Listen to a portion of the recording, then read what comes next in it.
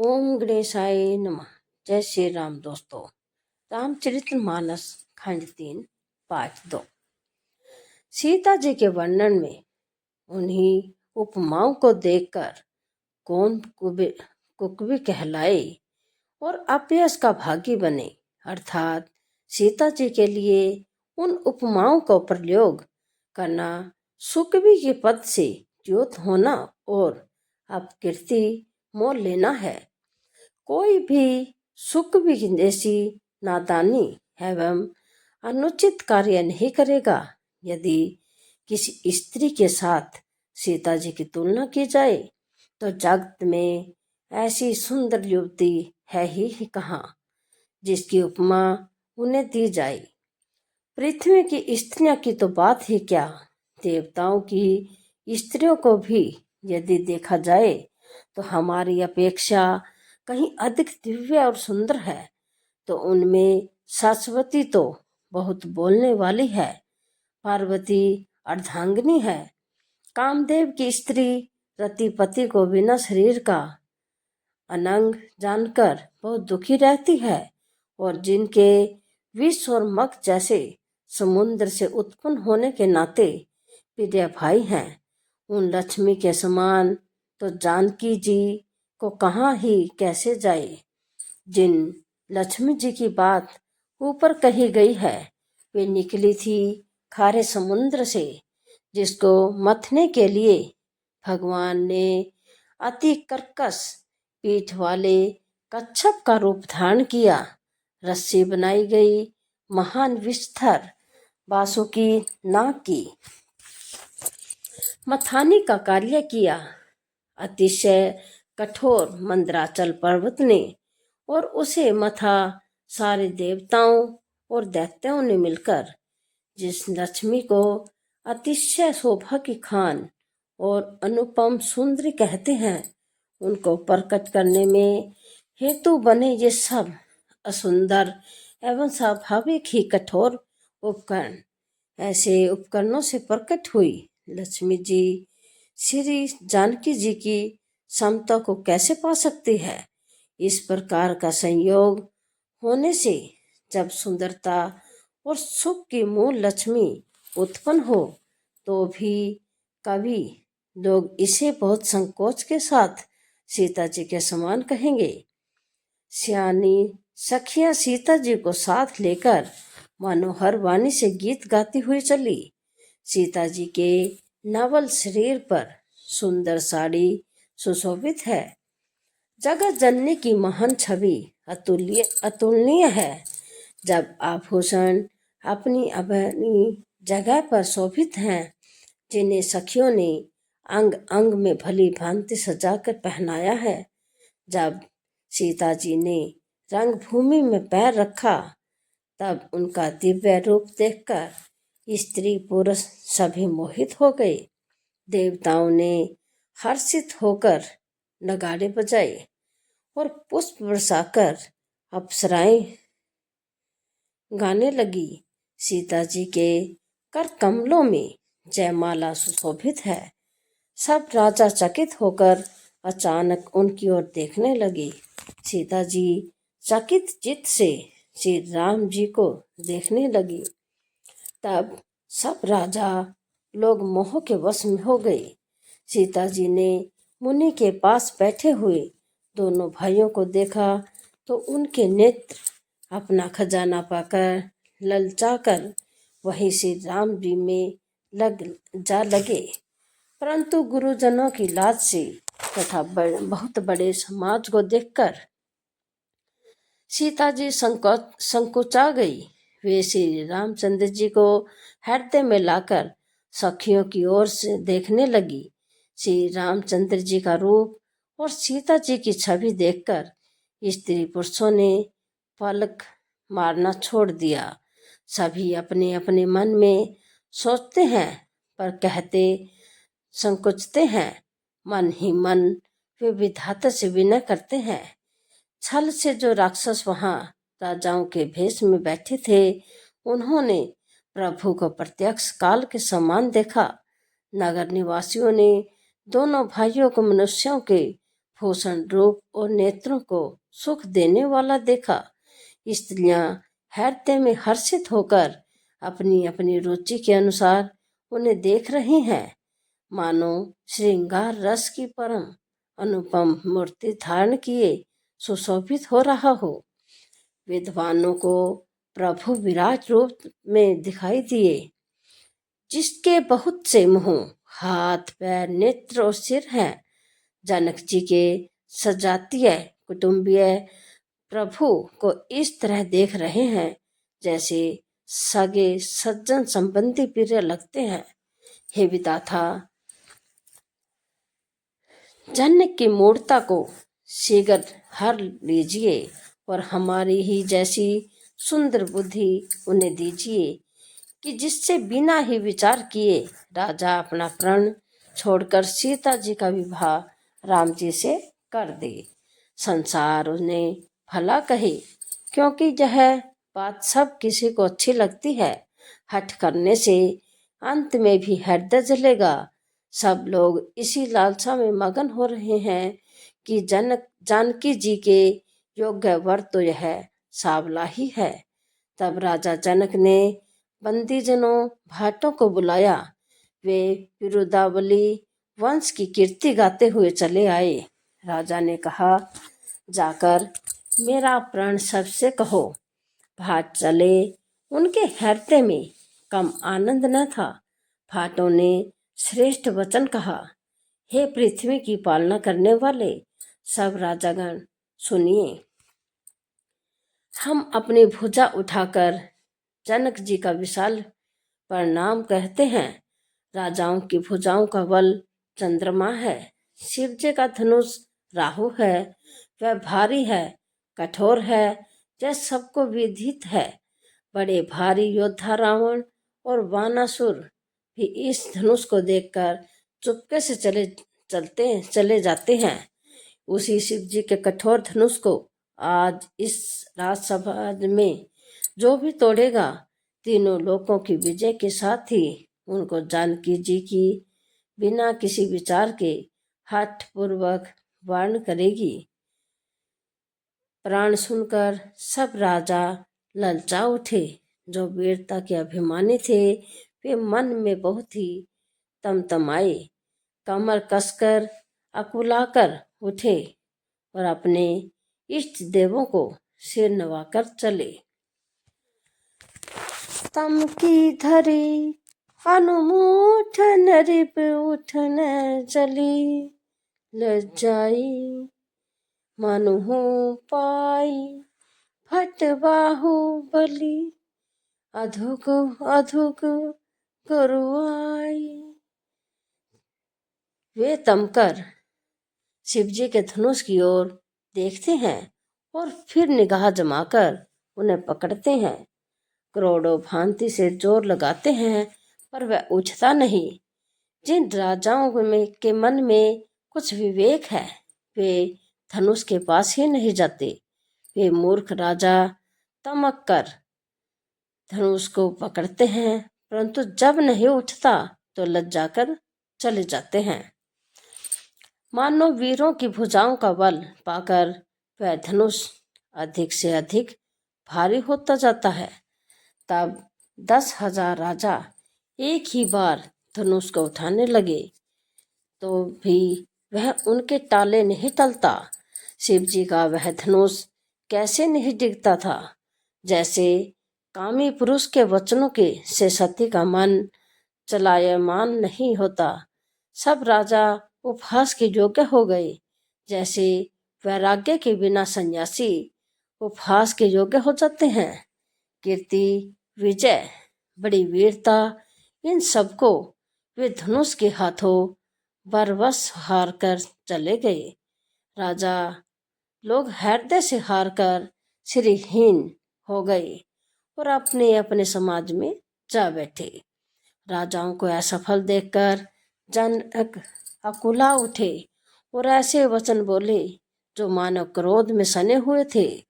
मैंने जो प्रण ठाना था उसे सुनकर द्वीप द्वीप के अनेकों राजा आए।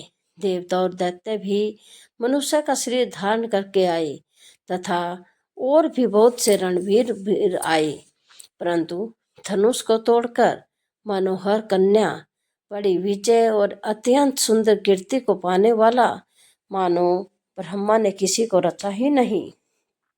कहिए यह लाभ किसको अच्छा नहीं लगता, परंतु किसी ने भी शंकर जी का धनुष नहीं चढ़ाया। अरे भाई, चढ़ाना तो और तोड़ना तो दूर की रहा, कोई तिल भर भी भूमि भी छुड़ा न सका। अब कोई वीरता का अभिमानी नाराज न हो। मैंने जान लिया पृथ्वी वीरों से खाली हो गई। अब आशा छोड़कर अपने अपने घर जाओ। ब्रह्मा ने सीता का विवाह लिखा ही नहीं। यह यदि प्राण छोड़ता हूँ तो पुण्य जाता है, इसलिए क्या करूं, कन्या कुंवारी ही रहे।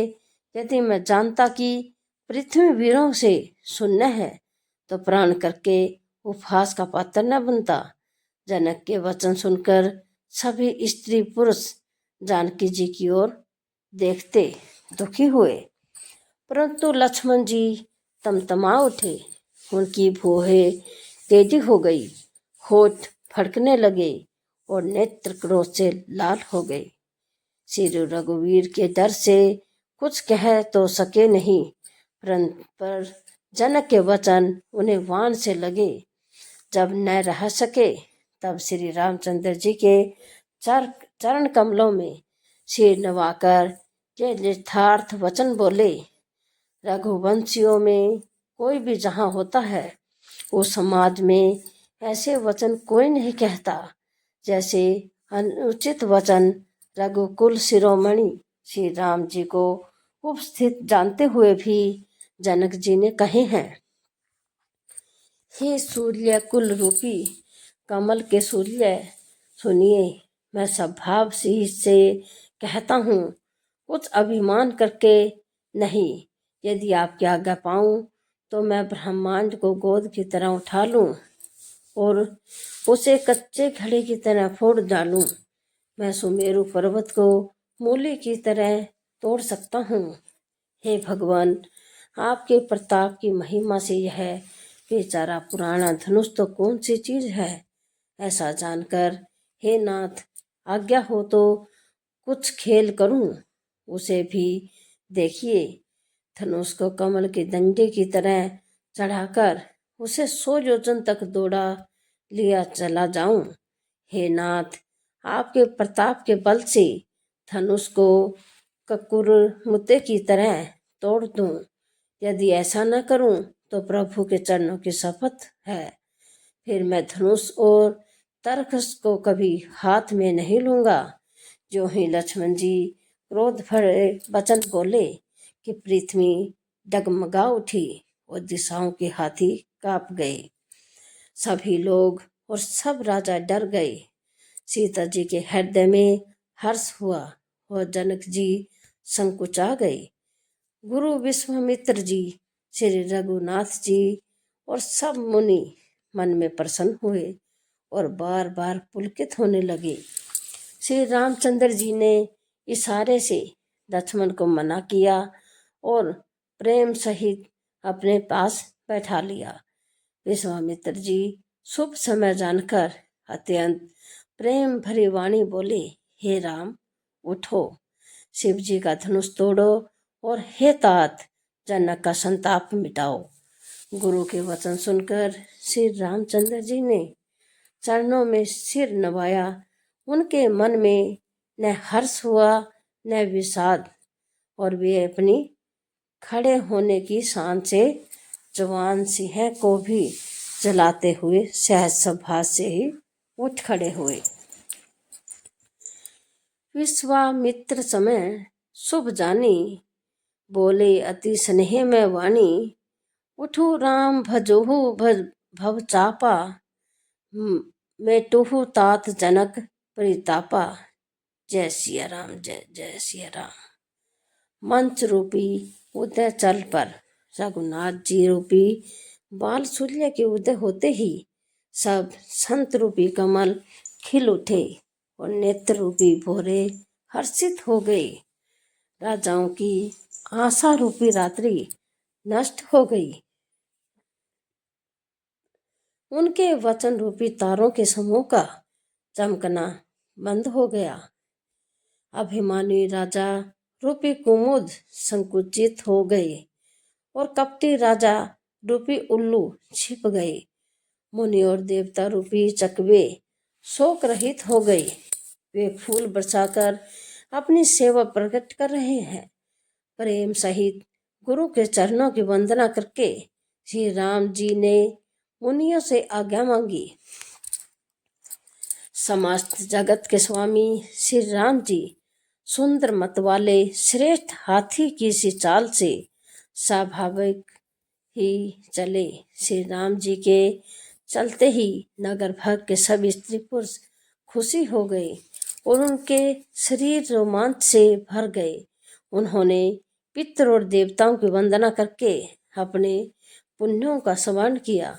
यदि हमारे पुण्यों का कुछ भी प्रभाव हो तो हे गणेश गोसाई रामचंद्र जी शिव जी के धनुष को कमल की डंडी की भांति तोड़ डाले। श्री राम जी को वात्सल्य प्रेम के साथ देखकर और सखियों को समीप बुलाकर सीता जी की माता स्नेहवश विलख कर ये वचन बोली, हे सखी, ये जो हमारे हितु कहलाते हैं वे भी सब तमाशा देखने वाले हैं।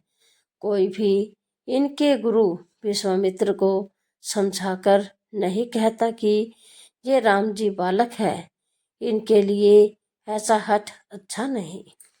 रावण और वानासुर ने जिस धनुष को छुआ तक नहीं और सब राजा घमंड करके हार गए, वही धनुष इस सुकुमार राजकुमार के हाथ में दे रहे हैं। हंस के बच्चे भी कहीं मंदराचल पहाड़ उठा सकते हैं। राजा का भी सारा सयानापन समाप्त हो गया। हे सखी, विधाता की गति कुछ जानने में नहीं आती। तब एक चतुर राम जी के महत्व को जानने वाली सखी कोमल वाणी से बोली, हे रानी, तेज वानु को देखने छोटा होने पर भी छोटा नहीं गिनना चाहिए। कहाँ घड़े से उत्पन्न होने वाले छोटे से मुनि अगस्त्य और कहाँ अपार समुद्र, किंतु उन्होंने उसे सोख लिया जिसका सुयश सारे संसार में छाया हुआ है। सूर्यमंडल देखने में छोटा लगता है पर उसके उदय होते ही तीनों लोकों का अंधकार भाग जाता है। जिसके वश में ब्रह्मा विष्णु शिव और सभी देवता हैं, वह मंत्र अत्यंत छोटा होता है। महान मतवाले गजराज को भी छोटा सा अंकुश वंश में कर लेता है। कामदेव ने फूलों का ही धनुष बाण लेकर समस्त लोगों को अपने वश में कर रखा है। हे देवी, ऐसा जानकर संदेह त्याग दीजिए। हे रानी सुनिए, रामचंद्र जी धनुष को अवश्य ही तोड़ेंगे। सखी के वचन सुनकर रानी को श्री राम जी के सामर्थ्य के संबंध में विश्वास हो गया। उनकी उदासी मिट गई और श्री राम जी के प्रति उनका प्रेम अत्यंत बढ़ गया। उस समय श्री रामचंद्र जी को देखकर सीता जी भयभीत हृदय से जिस देवता से विनती कर रही है, वे व्याकुल होकर मन ही मन मना रही है, हे महेश भवानी, मुझ पर प्रसन्न होइए। मैंने आपकी जो सेवा की है उसे सफल कीजिए और मुझ पर स्नेह करके धनुष के भारीपन को हर लीजिए। हे गणों के नायक, वर देने वाले देवता गणेश जी, मैंने आज ही के लिए तुम्हारी सेवा की थी। बार बार मेरी विनती सुनकर धनुष का भारीपन बहुत ही कम कर दीजिए। श्री रघुनाथ जी की ओर देखकर सीता जी धीरज धरकर देवताओं को मना रही है। उनके नेत्रों में प्रेम के आंसू भरे हैं और शरीर में रोमांच हो रहा है। अच्छी तरह नेत्र भरकर श्री राम जी की शोभा देखकर फिर पिता के प्राण का सम्मान करके सीता जी का मन शुद्ध हो उठा। वे मन ही मन कहने लगी, ओहो, पिताजी ने बड़ा ही वे लाभ हानि कुछ भी नहीं समझ रहे हैं। मंत्री डर रहे हैं, इसलिए कोई उन्हें सीख भी नहीं देता। पंडितों की सभा में यह बड़ा अनुचित हो रहा है। कहाँ जो वृद्ध से भी बढ़कर कठोर धनुष, और कहाँ ये कोमल शरीर, किशोर श्याम सुंदर। ये विधाता, मैं हृदय में किस तरह धीर्ज धरूं। सीरस के फूल के कण से कहीं हीरा छेदा जाता है। सारी सभा की बुद्धि भोली बावली हो गई है। अतः हे शिव जी के धनुष, अब तो मुझे तुम्हारा ही सहारा है। तुम अपनी जड़ता लोगों पर डालकर श्री रघुनाथ जी के सुकुमार शरीर को देखकर उतने ही हल्के हो जाओ। इस प्रकार सीता जी के मन में बड़ा ही संताप हो रहा है। निमेष का एक लब अंश भी 100 युगों के समान बीत रहा है। प्रभु श्री रामचंद्र जी को देखकर फिर पृथ्वी की ओर देखती हुई सीता जी के चंचल नेत्र इस प्रकार शोभित हो रहे हैं, मानो चंद्रमंडल रूपी डोल में कामदेव की 2 मछलियां खेल रही हों। सीता जी की वाणी रूपी भ्रमरी को उनके मुख रूपी कमल ने रोक रखा है। लाज रूपी रात्रि को देखकर वह प्रकट नहीं हो रही है। नेत्रों का जल नेत्रों के कोने में ही रह जाता है, जैसे बड़े भारी कंजूस का सोना कोने में ही गदा रह जाता है। अपनी बड़ी हुई व्याकुलता जानकर सीता जी संकुचा गई और धीर्ज धरकर हृदय में विश्वास ले आई कि यदि तन मन और वचन से मेरा प्राण सच्चा है और श्री रघुनाथ जी के चरण कमलों में मेरा चित्त वास्तव में अनुरक्त है, तो सबके हृदय में निवास करने वाले भगवान मुझे रघुश्रेष्ठ श्री रामचंद्र जी की दासी अवश्य बनाएंगे। जिसका जिस पर सच्चा स्नेह होता है वह उसे मिलता ही है, इसमें कुछ भी संदेह नहीं है। प्रभु की ओर देखकर सीता जी के शरीर के द्वारा प्रेम ठान लिया, अर्थात यह निश्चय कर लिया कि यह शरीर उन्हीं का होकर रहेगा या रहेगा ही नहीं। कृपा निधान श्री राम जी सब जान गए। उन्होंने सीता जी को देखकर धनुष की ओर कैसे ताका, जैसे गरुड़ जी छोटे से सांप की ओर देखते हैं। इधर जब लक्ष्मण जी ने देखा कि रघुकुल मणि श्री रामचंद्र जी ने शिव जी के धनुष की ओर ताका है, तो वे शरीर से पुलकित हो ब्रह्मांड को चरणों से दबाकर निम्नलिखित वचन बोले। हे दिग्गजो, हे कच्छप, हे शेष, हे बारहा, धीर्ज धरकर पृथ्वी को थामे रहो, जिनमें यह हिलने न पावे। श्री रामचंद्र जी शिव जी के धनुष को तोड़ना चाहते हैं। मेरी आज्ञा सुनकर सब सावधान हो जाओ। श्री रामचंद्र जी जब धनुष के समीप आए, तब सब स्त्री पुरुषों ने देवताओं और पुण्यों को मनाया। सबका संदेह और अज्ञान, नीच राजाओं का अभिमान, परशुराम जी के गर्भ की क्रूरता, देवता और श्रेष्ठ मुनों की कातरता, भय, सीता जी की सोच, जनक का पश्चाताप और रानी के दारुण दुख का दावा नल, ये सब शिव जी के धनुष रूपी बड़े जहाज को पाकर समाज बनाकर उस पर जा चढ़े। ये श्री रामचंद्र जी की भुजाओं के बल रूपी अपार समुद्र के पार जाना चाहते हैं, परंतु कोई केवट नहीं है।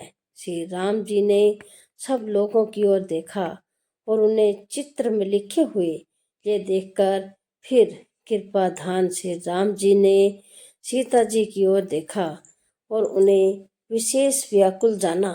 उन्होंने जानकी जी को बहुत ही विकल देखा। उनका एक एक क्षण कल्प के समान पीत रहा था। यदि प्यासा आदमी पानी के बिना शरीर छोड़ दे तो उसके मर जाने पर अमृत का तालाब भी क्या करेगा। सारी खेती के सूख जाने पर वर्षा किस काम की। समय बीत जाने पर फिर पछताने से क्या लाभ। ऐसा समझकर श्री राम जी ने जानकी जी की ओर देखा और उनका विशेष प्रेम लेकर वे पुलकित हो गई। लेत चढ़ावत खैचत गाडे, काहू न लखा देख सब उठा के। तेहि छन राम मध्य धनु तेरा, भरे भुवन धनु घोर कठोरा। जय सिया राम, जय जय सिया राम। मन ही मन उन्होंने गुरु को प्रणाम किया और बड़ी फुर्ती से धनुष को उठा लिया। जब उसके हाथ में लिया तब वह धनुष बिजली की तरह चमका और फिर आकाश में मंडल जैसा हो गया। लेते चढ़ाते और जोर से खींचते हुए किसी ने नहीं देखा। अर्थात ये तीनों काम इतनी फुर्ती से हुए कि धनुष को कब उठाया, कब चढ़ाया और कब खींचा, इसका किसी को पता ही नहीं लगा। सबने श्री राम जी को धनुष खींचे खड़े देखा। उसी क्षण श्री राम जी ने धनुष को बीच से तोड़ डाला। भयंकर कठोर ध्वनि से सब लोग भर गए। घोर कठोर शब्द से सब लोग भर गए। सूर्य के घोड़े मार्ग छोड़कर चलने लगे। दिग्गज चिंखाड़ने लगे। धरती डोलने लगी। शेष 12 और कच्छप कलमला उठे। देवता, राक्षस और मुनि कानों पर हाथ रखकर सब व्याकुल होकर विचारने लगे। जब सबको निश्चय हो गया कि श्री राम जी ने धनुष को तोड़ डाला है, तब सब श्री रामचंद्र जी की जय बोलने लगे। शिव जी का धनुष जहाज है और श्री रामचंद्र जी की भुजाओं का बल समुद्र है।